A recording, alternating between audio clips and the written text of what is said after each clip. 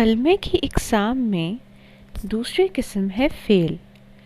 فعل وہ کلمہ ہے جس میں کسی کام کا کرنا یا ہونا زمانے کے تعلق کے ساتھ پایا جائے۔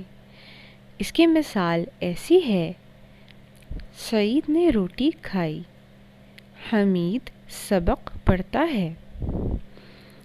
پہلے جملے میں سعید نے روٹی کھانے کا کام کیا ہے، دوسرے جملے میں حمید نے سبق پڑھنے کا کام کیا ہے۔ ان جملوں میں کھانا اور پڑھنا فعل ہیں۔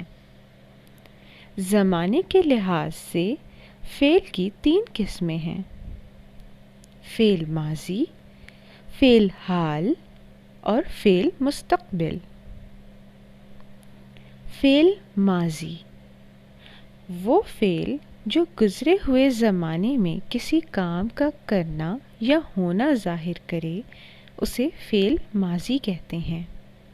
مثال کے طور پر اسد نے سبق پڑھایا، وہ ہاکی کھیلتا تھا۔ ان جملوں میں پڑھایا اور کھیلتا تھا فعل ماضی ہیں۔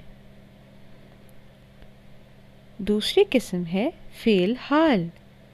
وہ فعل جو موجودہ زمانے میں کام کا کرنا ظاہر کرے، فعل حال کہلاتا ہے۔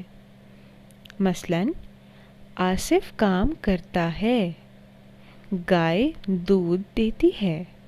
ان فقروں میں کرتا ہے اور دیتی ہے فعل حال ہیں۔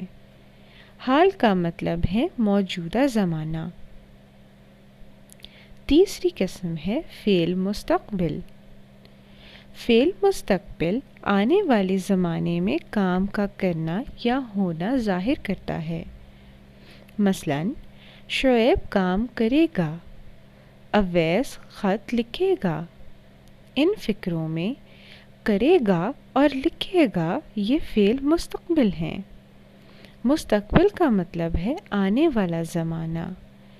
فعل مستقبل میں جملوں کے آخر میں گا، گے، گی آتا ہے۔